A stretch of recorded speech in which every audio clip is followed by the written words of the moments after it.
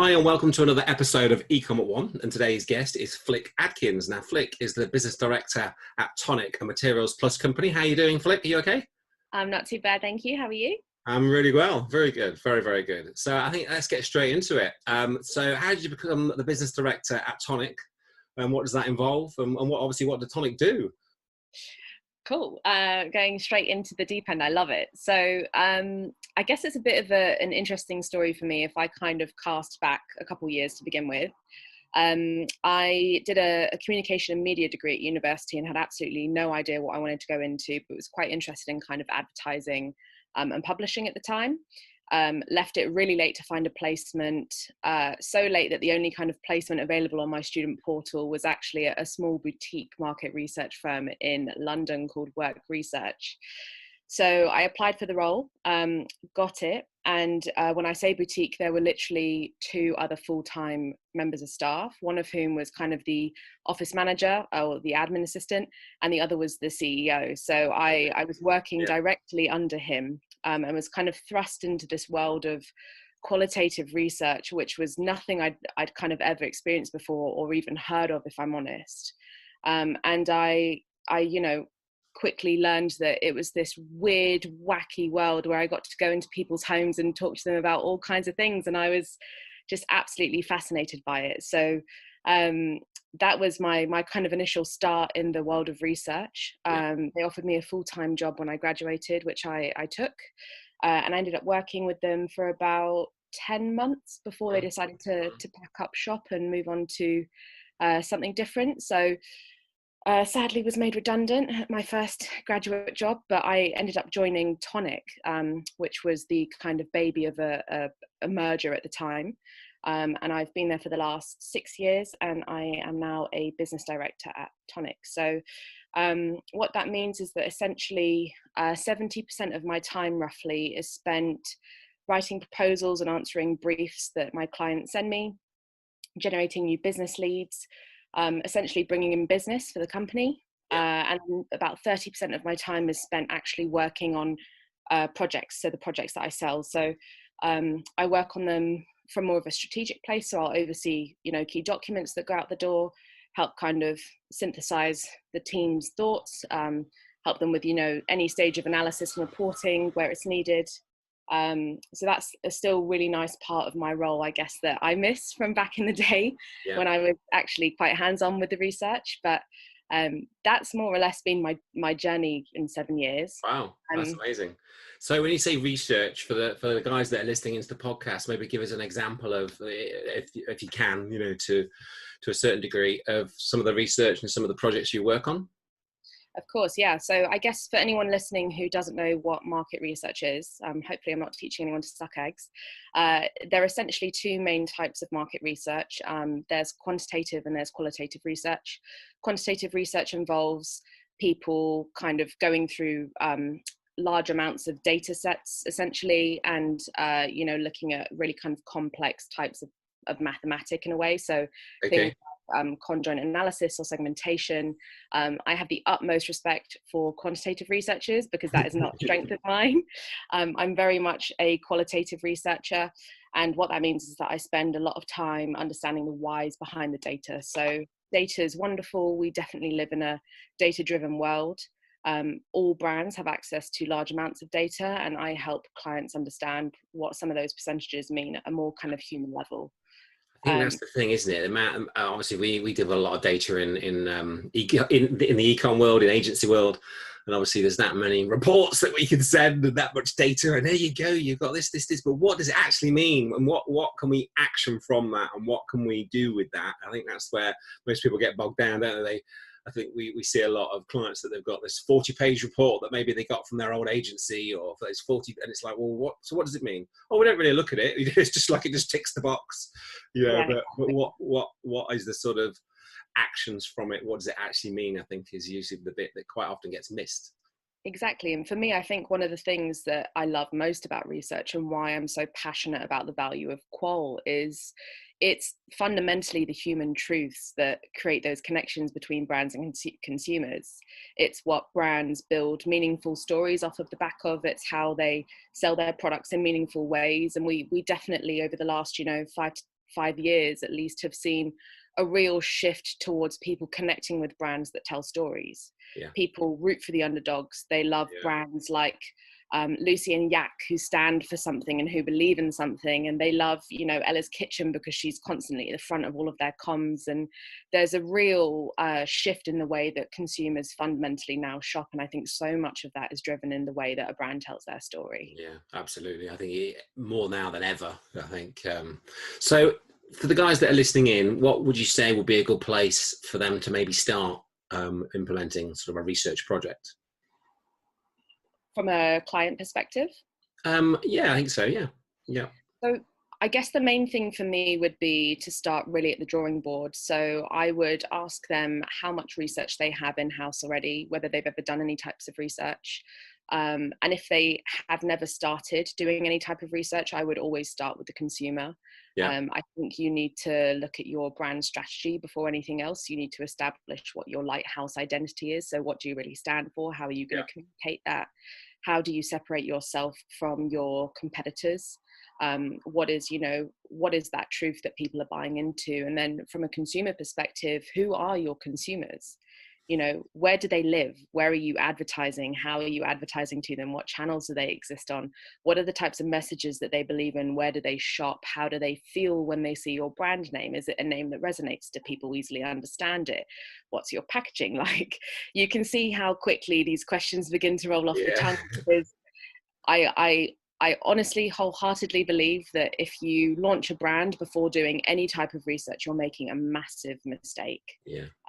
You know, and it doesn't mean that you have to hire someone like me at an agency where we obviously have quite high fees. You could, you know, try to do some of that research yourself. Obviously there's a skill to moderating, and there's a skill to designing research and asking the right types of questions, but there are definitely some, you know, 2 to 3 questions you could ask initially, which is, you know, how do they feel about what I'm selling them? What do they believe in? And does it resonate with them? Yeah, fantastic. So if somebody did want to maybe start in your industry, any tips you would give them for getting a foothold in your industry and starting a career in your industry? Definitely. I guess one funny thing about research is you might often hear people in research say that they fell into it.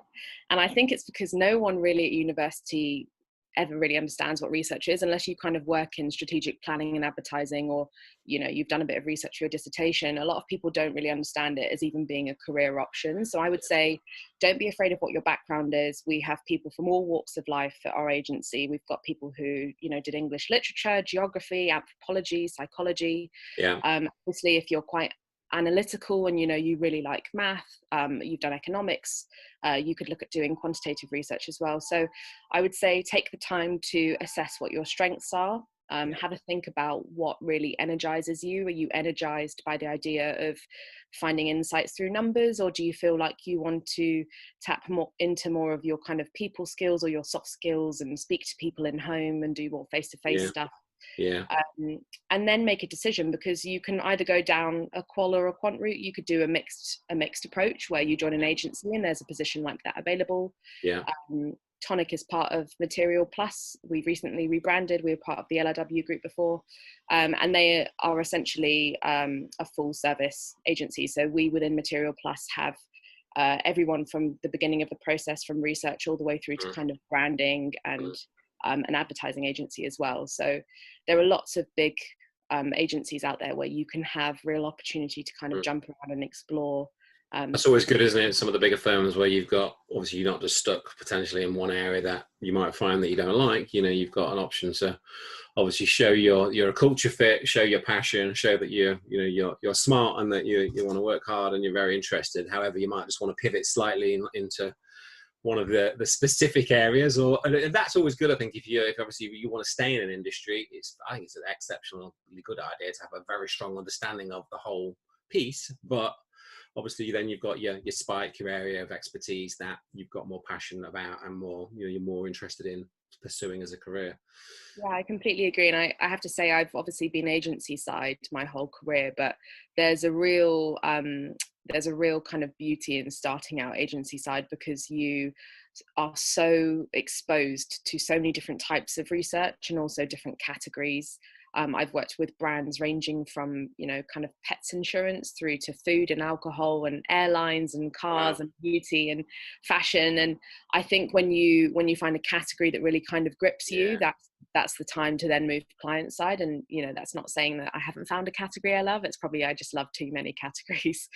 That brings us on, I think, quite nicely to my next question. So obviously a lot of different projects, a lot of different clients, a lot of different verticals. Any sort of tips for success, things that have gone well and why they've gone well, sort of at certain areas that you could share that might help people that are listening in, that are looking at research projects, or maybe engaging a research company to do work.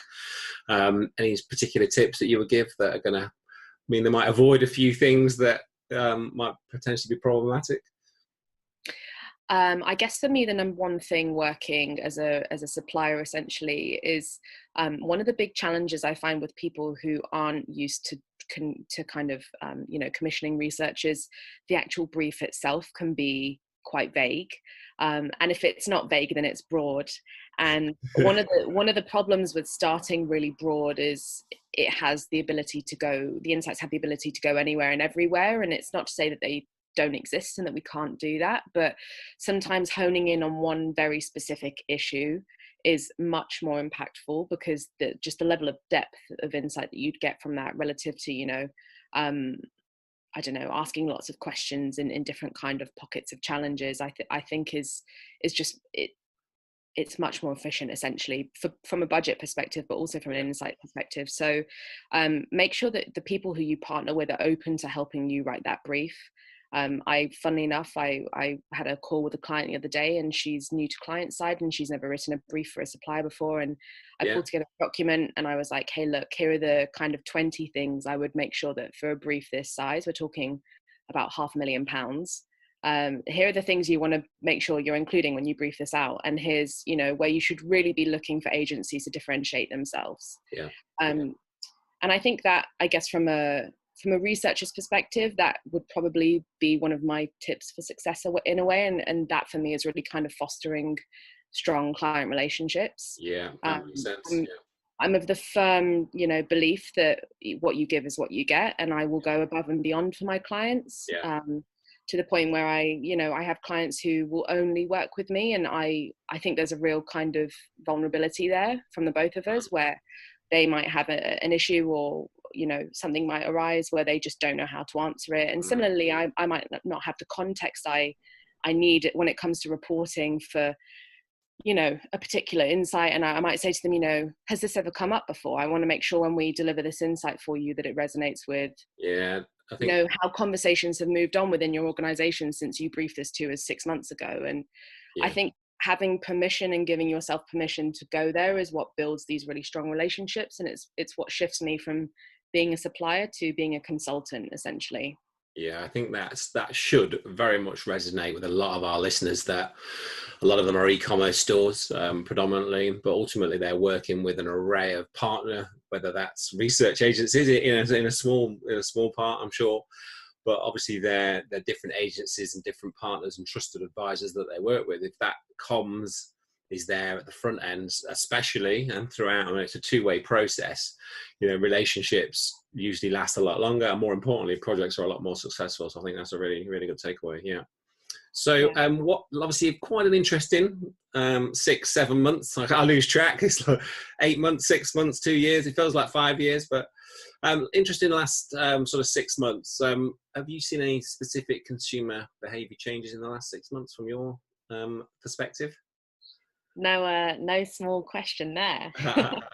This is a bit of, I should have probably changed the question really, but yeah, I mean, what an absolutely mental time it's been. I still think I reflect back on the beginning of this period when we were going into lockdown in the UK, and me just feeling so naive, I guess, in a way, thinking we'd be out of it in 6 weeks, not really you and everybody else. Not realizing like the kind of scope of it. And I think we immediately kind of created these pulse trackers for a lot of our long-term clients, where we spoke to across their kind of core markets up to roughly 40 people on a weekly basis. And what we did was we actually tracked their sentiment throughout the initial pandemic period, Yeah. before lockdown was lifted. And it was absolutely fascinating seeing how people's emotions were changing, and how, you know, what was being said in the news within their markets was impacting that, and how their behaviors were changing as a result of that. And that was across several categories. And I think, if I think about it now, obviously won't come as a surprise to you, being in e-commerce, but one of the biggest things we saw was obviously a shift to online, from where, you know, people were advertising, but also how consumers were spending. And it was forcing demographics, people like my mum, who's in her kind of late 60s, to shop online. Yeah. She's not a massive fan of shopping online. My grandma, who is turning 90 this year, Oh, is wow. now obsessed with doing an online shop. And previously going to the supermarket was a bit of a ritual for her. It was kind of her time out of the house. And now she loves this idea of having a weekly delivery from Sainsbury's. And so I think that for me is one behavior to watch. You know, moving forward, are we going to see mobile completely replace cash? Yeah. Is cash going to be something that we even That's quite a continue? scary thought, isn't it? I think, you know, I'm definitely of the era. I'm not that old, but, you know, a little bit of cash, you know, and the thought, you know, just certain things that you just do with cash and you like to have for cash, you know, you just, oh, Exactly. And now everywhere I'm used to spending cash, they yeah, say to me, we're not taking it. And I'm like, God, okay, let me get my phone out, or let me pay on Apple Pay. And it's those types of digital behaviors that I think will kind of be around for the long run now. And also the yeah, ways in people's, you know, behaviors have shifted. The number of stores, you know, look at M&S, for instance, we've seen so many retail stores close, and it's yeah, a tragedy, but at the same time, it's moving in the direction of, you know, this modern world that we live in. And on the flip side of that, I think one of the things we saw really come through, particularly in the FMCG category, is people really investing in local. yeah, So people loving, supporting, you know, their local butchers or their local wine shop. And I think that's going to be a real nice behavior to yeah, watch. Is yeah. that going to stick? What does it mean for the underdogs? How are the kind of established brands going to speak It's an to you? interesting combo, isn't it? Because you've got this real push for online, so people thought, oh, well, that's the locals screwed, but it's not. Yeah, I agree. I think you've got, you know, yeah, you're buying more online, but you're also venturing out that just in your locality and supporting. You know, I know a lot of friends, and definitely myself, you know, in that sort of, definitely in that first sort of 3 or 4 months before we were allowed back in the office, I was purposely driving to the local stores, spending more than ever, just praying that they're still going to be here in 6 months. And I think a lot of people have, and obviously a lot of them have done very well, which is fantastic. Yeah.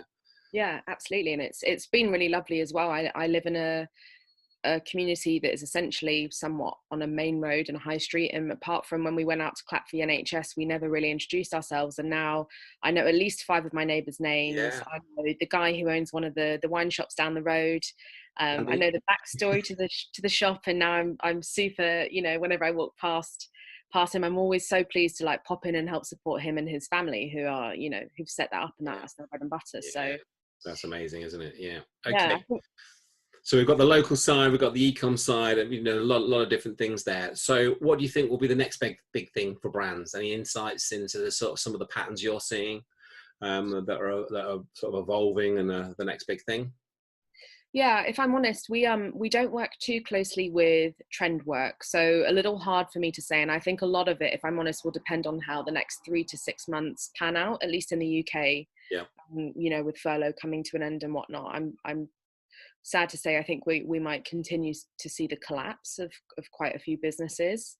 The one thing that I would say, which I think has really been driven by the pandemic, and sadly a lot of people, you know, losing their jobs, is this inspiration for people to start their own businesses, and become entrepreneurs. And one of the things that I feel like I've really seen, kind of almost double in size over the last couple of years, is the rise of any kind of challenger brand. Yeah. Um, if anyone who's listening, if you don't know what a challenger brand is, they are essentially the brands who enter a category and look to disrupt. They're usually people who do something quite bold. So as I'm saying this, there might be some immediate examples that spring to mind. And for me, it's always people like EasyJet, who completely disrupted the airline category with budget, prices. It's Ben and Jerry's, who disrupted this luxury premium ice cream category with this real, solid personality, who have these really quirky flavors. And, in the US, they've released like a CBD infused ice cream. Have they? I've not seen that one. It's Wow. Brewdog who Yes. changed what the beer market looked like and what it meant to kind of deliver craft beer. And I think there's a common misconception that challenger brands are startups. They're not. They come in all shapes and sizes, but they are people who are not necessarily focused on what they're challenging, but more focused on who they're challenging, whether that's the customer experience, for instance, or if it's more about I don't know, it's less about category drivers, but more about what they can do to kind of bring something good to the world. Yeah. I feel like I've seen a lot of that. And I think a lot of people are building businesses that resonate with that. And it's a really exciting time, because it means that a lot of those big established brands that we previously loved are having to adapt quite quickly. And it's quite scary for them. So a lot of opportunity in reality. At the same time, as obviously a lot of challenges out there. There's a lot of opportunity for up and comings, or like you say, not just the new, but the guys that are willing to sort of step up and do things a little bit differently. Yeah. Okay. So a lot of campaigns you've worked on over the years. What would you say has been the best campaign, and why? Yeah, so I guess if I rephrase, if you'll allow me slightly, if I rephrase that to what's the best project I've worked on, I've worked on so many that for me have been an absolute favourite. There are a couple that are real standouts for me. There was one project we did for a digital magazine called Refinery 29 back in 2015.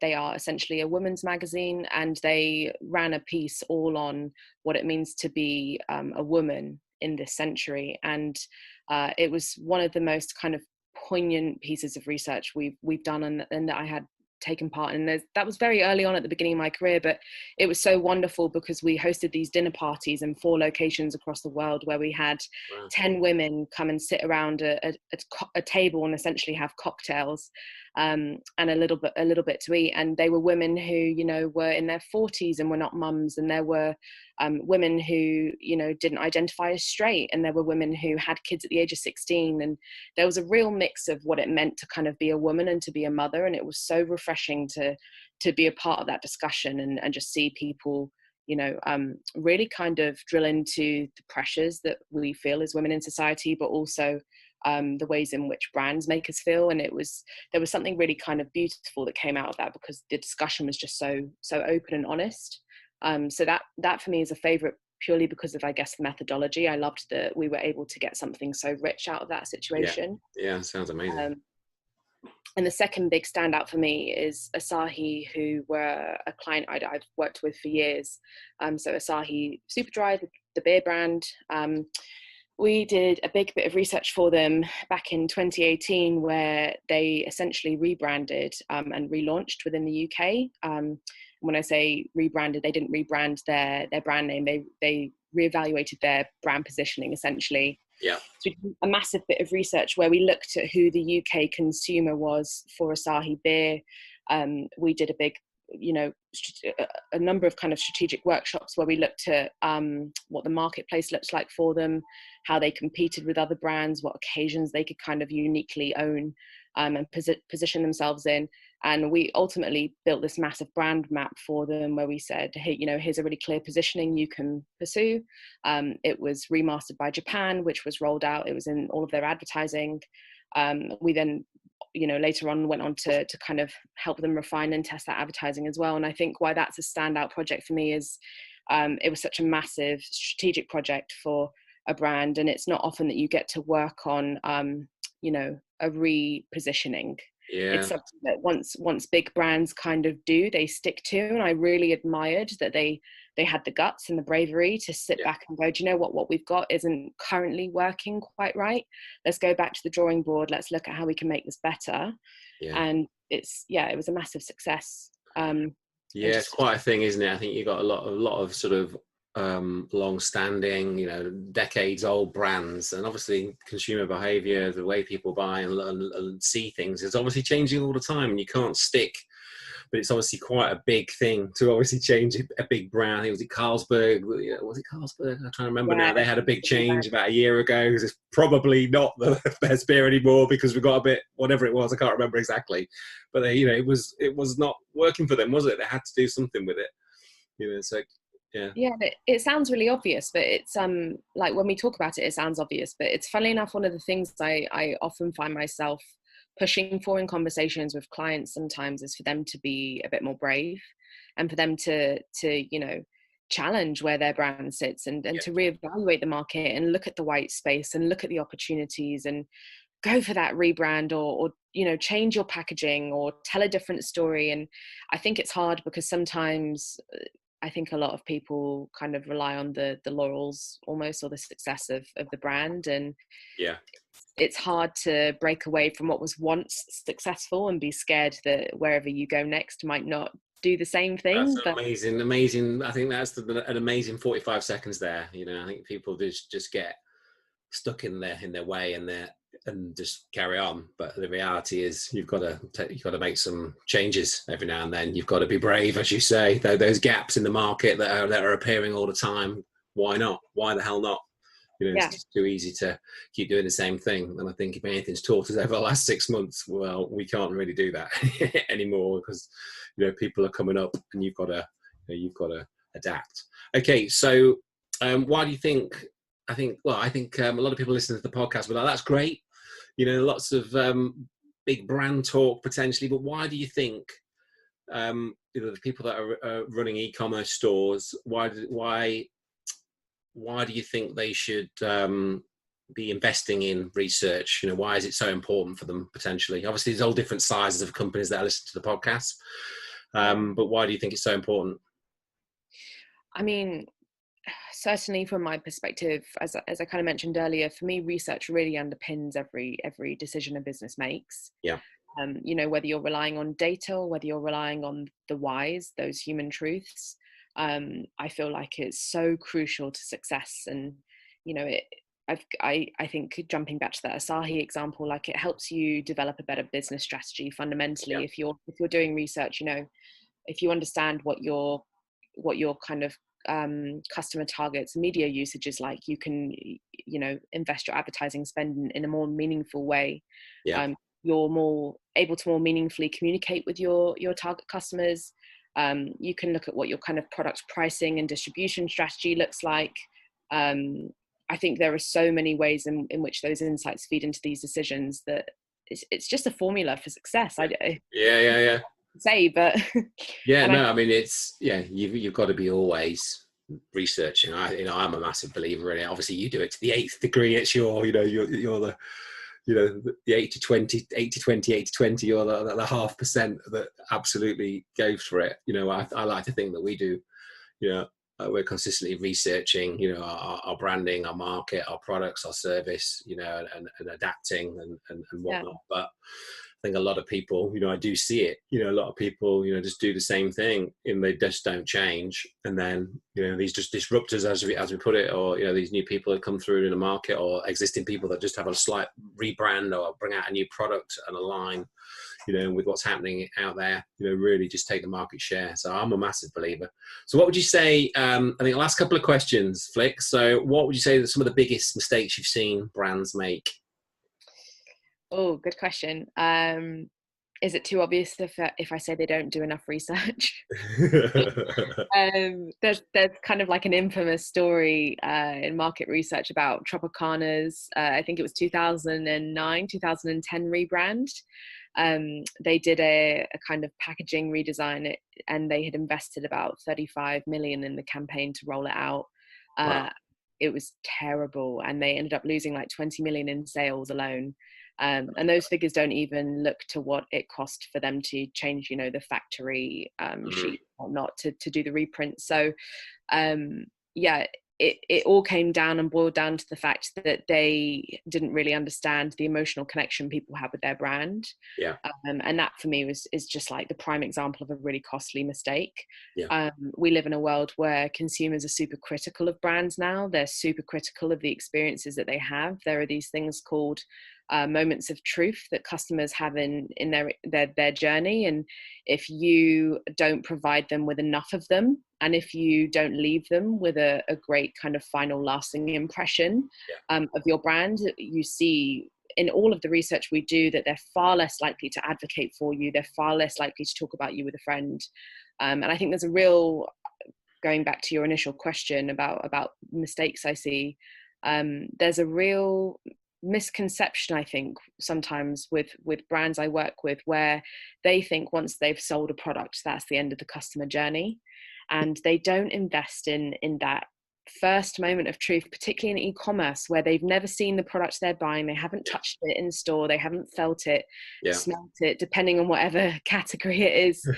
You know, they haven't, there's been no kind of real tangible product for them to hold. And upon delivery, when they are unboxing that product, that is literally the first moment of truth they have with your brand. And no matter what anyone tells you, it's not online, it's not when they are browsing through your products, that confirms all of the emotions that they felt in the lead up to buying that product, whether or not they made the right decision.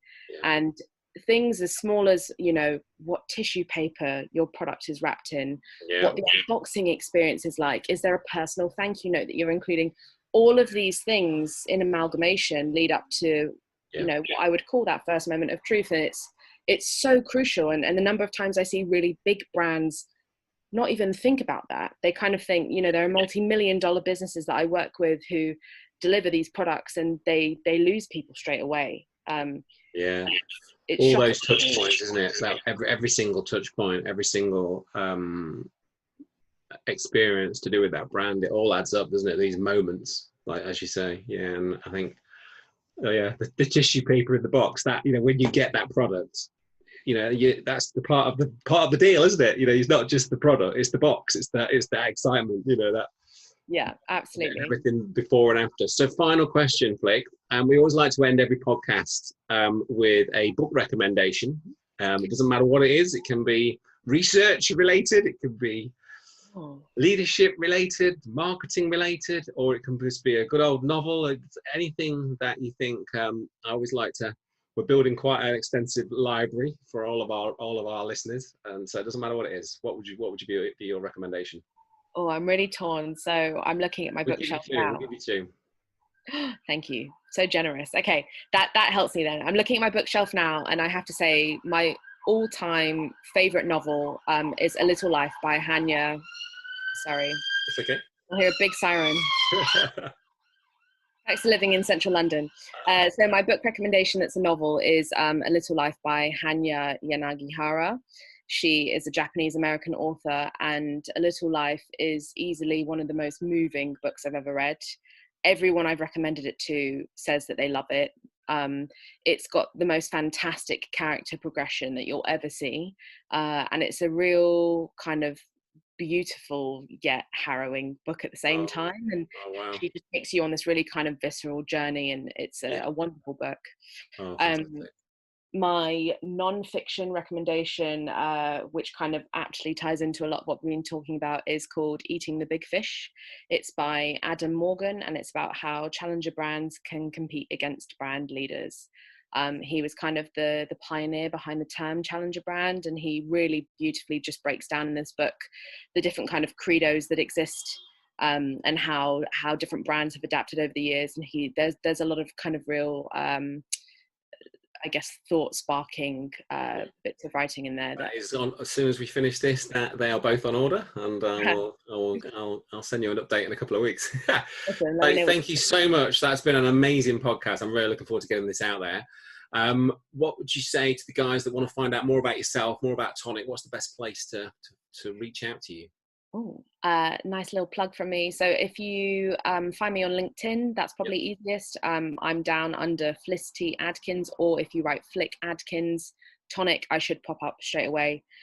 Just drop me a message. Going back to what I was talking about, you know, kind of fostering client relationships, I'm always happy to jump on a really quick call if anyone has kind of initial burning questions. Yeah. So yeah, always happy to help. Fantastic. Well, thank you so much. It's been a blast. Thanks very much.